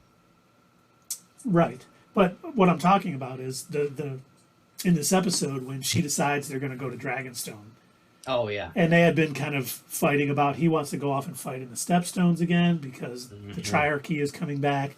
And she is basically, he found a new guy to be with. Yep. And she was basically like, I can't deal with this anymore. We're going to head to Dragonstone. And, you should bring your friend. We need as many swords as possible. I thought that was nice because they've been kind of going back and forth, but she knows the deal they made and has no problems with it. We got a hideout. We're going to be better together, but I also don't want you to basically, be alone. Yeah. And the thing that Carrie was talking about too, when, the queen trying to smooth things over, or not the queen, but Princess Rhaenyra is saying, how about my son marries your daughter and we'll bring this, big family together. And, the Queen Alicent was just like, oh, I'll think about it. Knowing full well she's not going to do it. She just didn't want to say no in front of the king because that would have set off a whole nother thing. Yeah. So Carrie says, I thought he was dying episode 2, and that's what the show, that was the show's plot. Yeah, they had me going too, especially when he passed out at the wedding, I think it was. Yeah. I don't know if that was episode 2 or 3, but yeah, that was not something. Oh man, he's a goner because they've shown him they've shown the the people coming and like scraping stuff off of him, healing wounds, and putting leeches on him and stuff. This man has like every disease in the book, and I think he even got an infection from just sitting on the throne because like one of the swords poked him that the throne is made out of. So like, great, this guy's not having it easy. But yeah, he's well, up until recently, he's been lasting. Well, maybe fortunately, because it's a much better show because of it. If he would have died back then, Princess Rhaenyra would have become queen, and there wouldn't have been time for all of this animosity to Yes. build between Alicent and her. So him staying alive has actually made things worse. If he would have just passed back then, she would have became queen. Now there probably would have been some fighting, but I think Alicent and the High Towers and all that would have been as one family instead of where they're at now. Because Well, I have Targaryen. to wonder about that. I was thinking about that when we were watching the show, because I haven't read the books that this is based on. But is there any precedent in that world for, basically child monarchy? Are they allowed to? Because they implied in Game of Thrones that originally Joffrey wasn't to be king. That's what King T'Challa? No.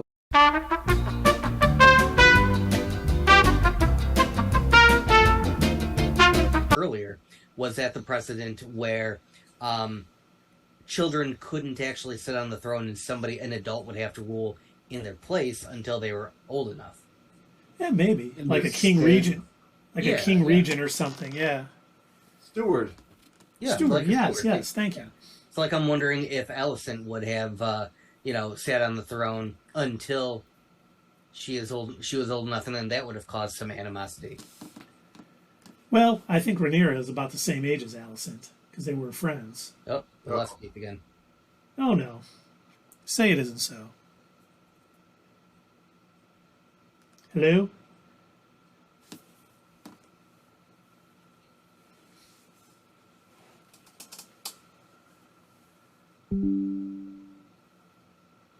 Disconnected, reconnecting.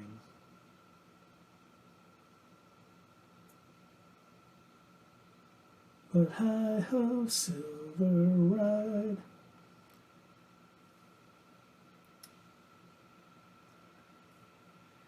Take another ride to see me home. Nope, not another commercial break. My internet keeps going down. Oh, tempting to reconnect. Let's see what we got going on here. We have to do this. Now you gotta do this. Let's do this. Oh, my interwebs seem to be totally down. There we go.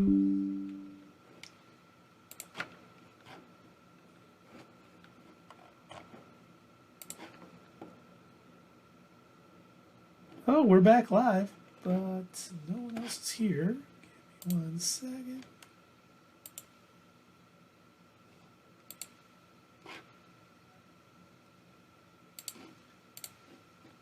Hey guys! Wow, Keith, where'd you go?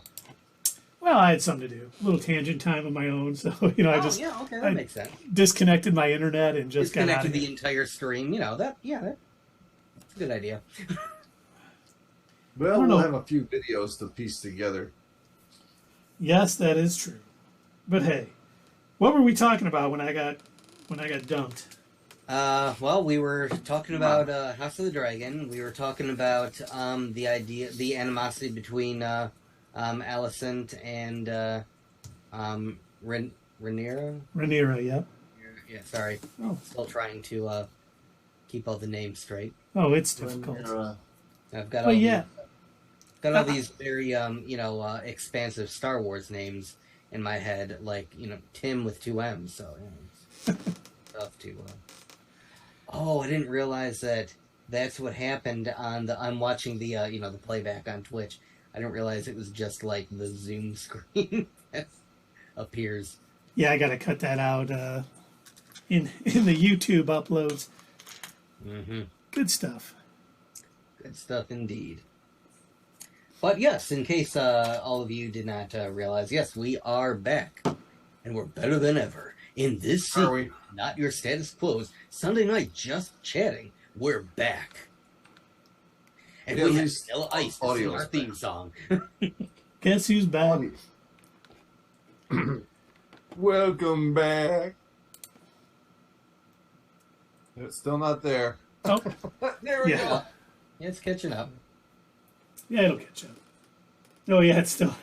You can see my Zoom screen, but I did like the fact that we kind of got our main villain almost, or a villain, in that episode with the Hand and the Queen's consort, the father of her kids, when he basically became the heir to Hanrahal by killing his dad and brother with those prisoners. That was like, whoa. And then the way he played it off to the Queen, well, you wish this to happen. Who wouldn't want to do, something for the love of the Queen or whatever? I was like, oh man, he's almost, Yeah. he's not That was Littlefinger, psychotic. but yeah, he is going to be a thorn in the Queen's side and probably a thorn in a lot of people's side coming up. Yeah. Because, like, Alicent isn't, she isn't Queen Cersei levels of, like, an evil queen. She's basically just at the point where she's like, you know what? My kids are pureblood royal, therefore they would be better suited to sit on the throne. And also my daddy said so. So that's, like, where she's at. She's not like, I want my evil psycho son to be on the throne. And so when this guy came and he's like, yeah, hey, I took care of these guys. She's like, whoa, I did not want that to happen. So you wanted to bring your dad back as the Hand, right? No, not like I did this. not wish that. But I think Alicent too sees it a lot as if Rhaenyra becomes queen, her son is a challenge to that throne, and people may start backing him, saying he should be king, not Rhaenyra, and that's what's going to start the war. So she, very likely, if she became queen, may go after that just to stop any potential civil war. So I understand Alicent's motivations, and that's what I think Game of Thrones does so well. People's motivations aren't always just because they're evil, except for the one dude. It's more, I'm trying to protect my own, people with kids and stuff. And, you understand when someone would do anything for their kids because that's what you do. Yeah.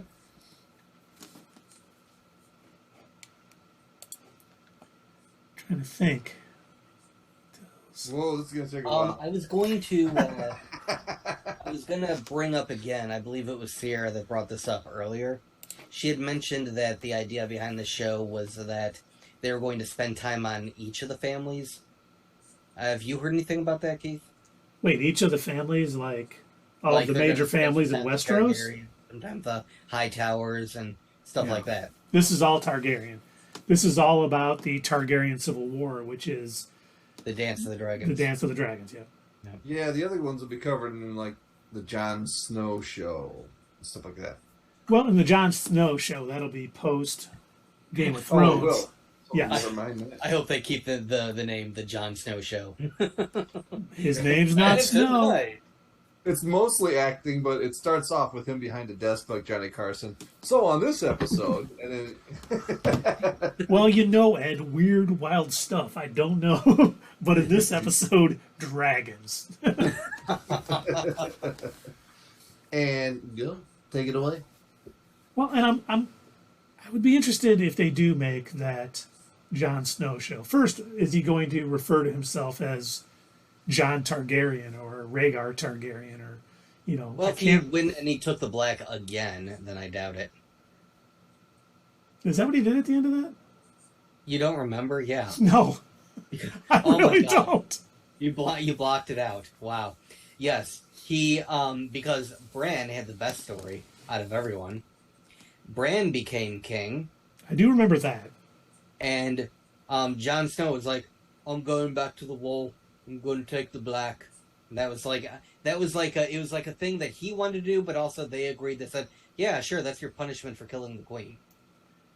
Yeah, and you're a threat to my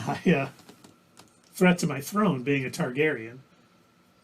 What if he goes and gets a dragon? Throne. What, Bran? 2 Brans.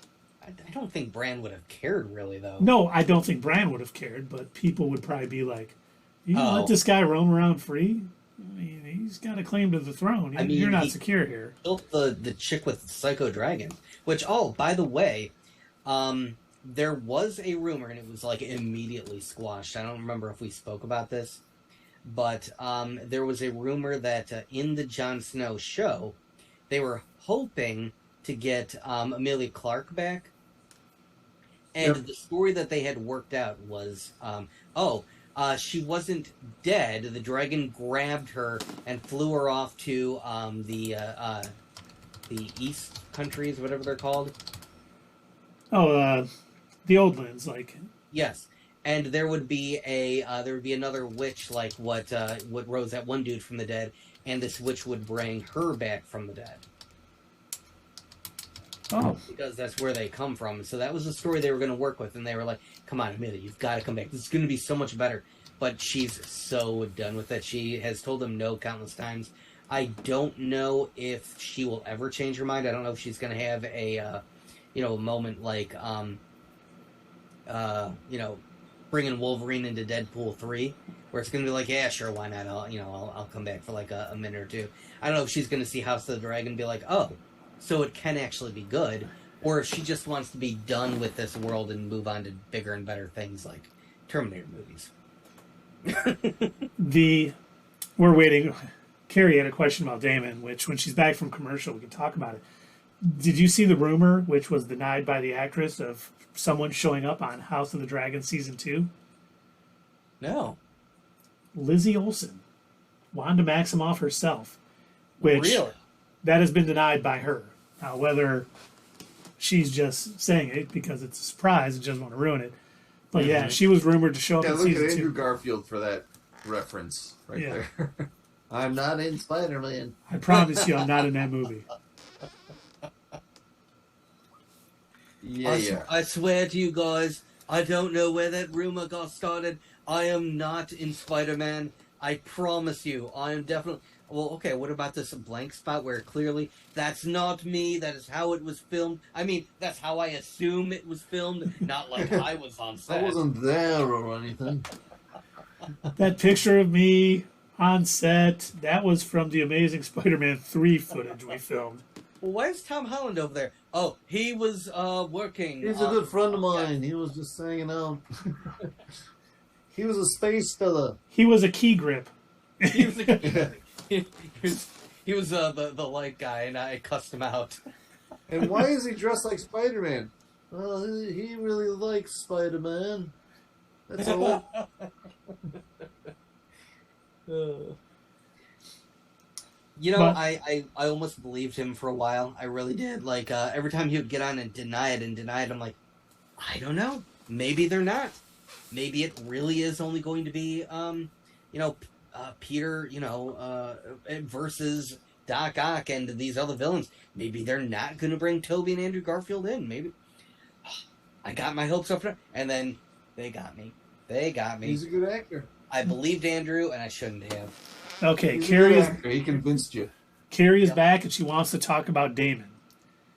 She was surprised with the character change. Do you think it was a blimp or they didn't expect him to be so popular?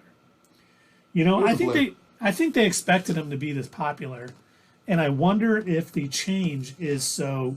I think as soon as he realizes that Rhaenyra is in trouble and they're talking bad about her, I think that is going to bring him back fully into it. Like, you know what, my family's in trouble. I need to go there and I need to protect my niece and all this other stuff. And I think they just kind of needed something for him to be doing for 10 years during that jump, which wasn't stirring up trouble. So they just had him in Pentos and living the high life with his wife and his kids. You know, maybe he was full of the whole, Game of Thrones and how that all plays out, and just sick of what was going on. But I think he's going to get fully involved again with any danger to Rhaenyra. Mm-hmm. Yeah, I agree. There was definitely a change in his character. You could and I just chalked it up to, okay, well, we got a time jump. Maybe he's had some time to settle down a bit. He's not in his 20s anymore. Now he's he's a little bit older. He's married. He's got a kid, and 2 kids. Yeah, 2 kids. So he's like, yeah, he's okay. Yeah, I've had my fun. I'm chill. I'm not out, being a bloodthirsty maniac anymore. So yeah, I'm good. I'm all right. So that's what I chalked it up to. Again, I repeat, I've not read the book, so I don't know what his character is like in that book. Yeah, that you know we are. I think Carrie, there is a delay. Oh, it's a 102-second delay right now. I can see on. Oh wow! All right. Yeah, I was wondering why it's so far behind. Wow. So yeah, Carrie, it is showing. You'll catch up here just because of the delay, because of my interwebs being so bad again tonight. It seems to be Sunday night. It's bad. Wednesday's fine. Sunday's bad. I'm not sure what the difference is, but I'm gonna have to work on that. Sunday bad. Sunday is bad internets. It's all the other competing satellites that are, shooting their internet beams across ours. Well, Those better damn make sure it satellites. doesn't start a wildfire in the Northwest so that they can regain their insurance claims. Yes. Good thing. Sorry, I'm not on a political show right now. That was an actual theory laid out by a politician who we all know is really the dumbest politician we've ever heard of. They would just rake. Okay, let's get back to House of the Dragon. Let's get back to the politics of the Targaryen family. Let's get back to the fake politics. They're much better Much more exciting. because there's dragons. They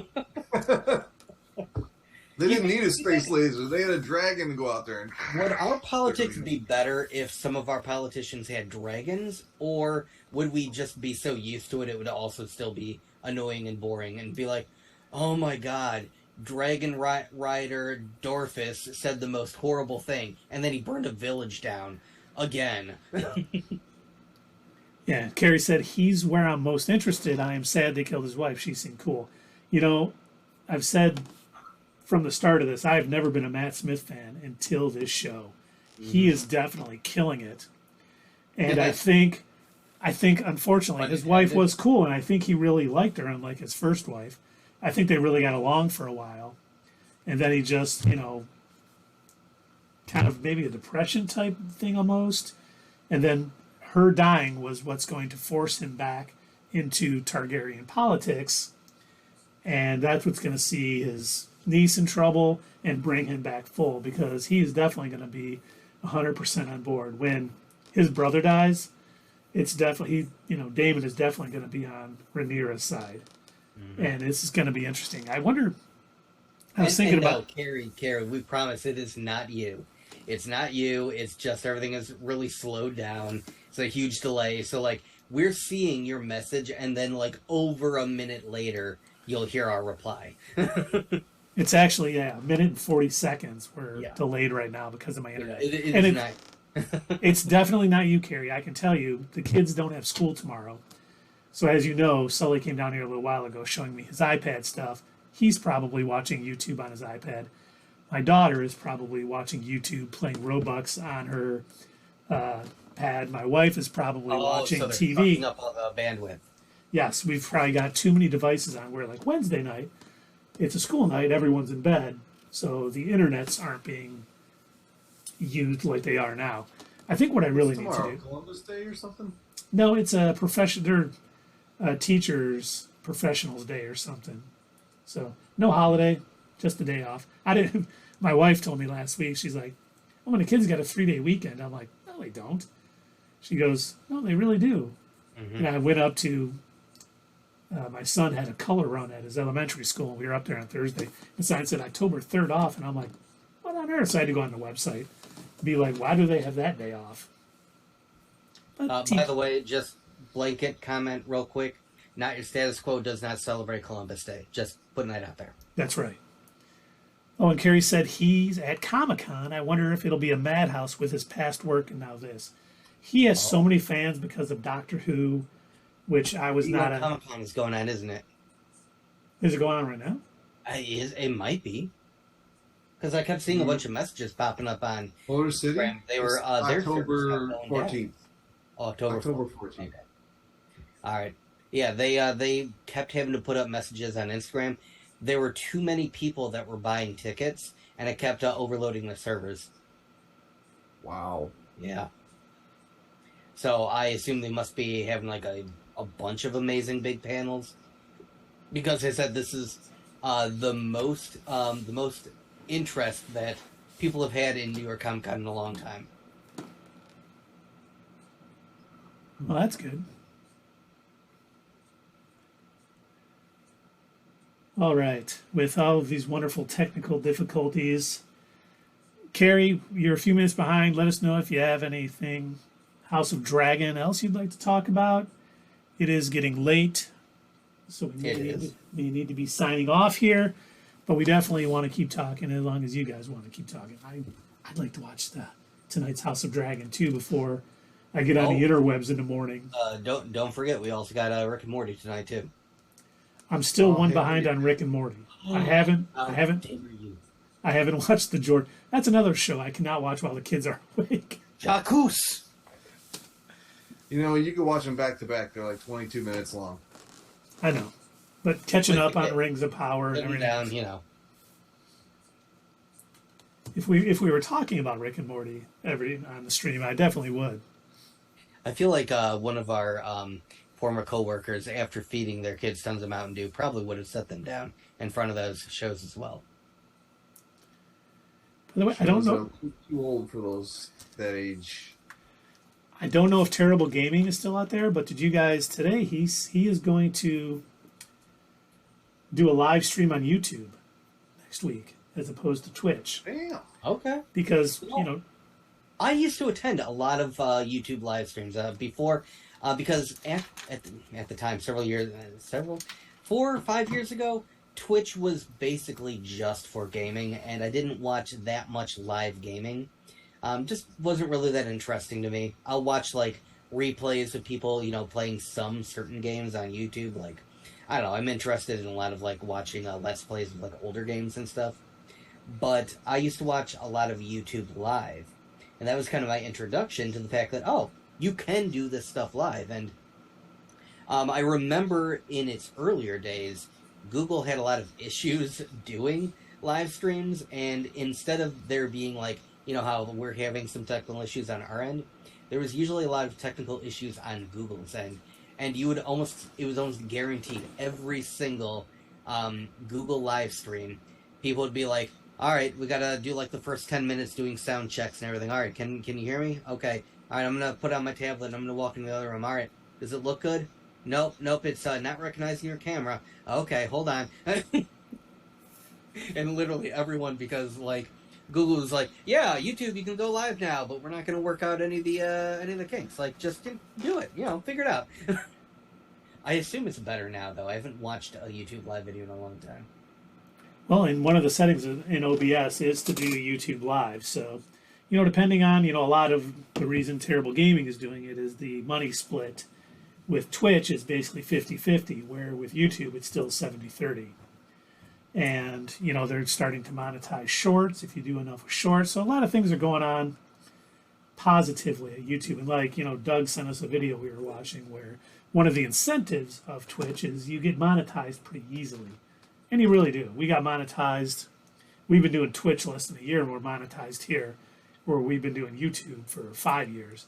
We're still not monetized there. So there's incentive, but, we may get to a point too where we decide to skip Twitch, because one of the things, Doug mentioned earlier, we do a Twitch stream. We can't upload it to YouTube for 24 hours, where, essentially the video is kind of dead for almost a day. Where YouTube Live, it stays up on YouTube as a video after that. Anyone can watch it at any time. So, we got some thinking to do. But Carrie did say, hey, let's go watch the show. So let's do it. But let's see if anyone is online that we can raid tonight. Let's see. Like Fuzzerino is on. Oh, is that who we raided last time? Yep. None of our regulars are on, though. Princess Potato Gaming? Who's that? Flake of Wrath? People I'm following. I don't know why. I don't know who they are. Whoever's got a bigger audience. Let's see. Fuzzerino's got 35. Bob Ross has 1.4 thousand. Bob Ross. Yep. Is he painting? I wonder if somebody just like uploads old videos of him. I would be mesmerized by that show. That was an incredible show to watch. All right, we're gonna Just gonna put some happy little a few trees. branches here because Alright. branches. Should we do Fuzzerino? I'm good with that. Sure. Yeah. Buzzerino it is. Yeah, she sees us fly into her videos a couple of times. Maybe she'll rate us one day. Oh, that'd be awesome. Yeah, she's got like 35 people. But hey, thanks everybody for watching. Don't forget to reach out. Hit us up on Twit. Oh my God. Hit us up on Twitter. Leave a comment down below. We will see you next time on Not Your Status Quo. That's just for the YouTube update. We're about to raid Fuzzerino. So hang on. Don't forget, we're coming back Thursday Don't leave. with our Let's Play. We'll probably talk Andor. Maybe save She-Hulk for Friday. We'll see how it all plays out. But thanks, everybody. We'll see you guys soon.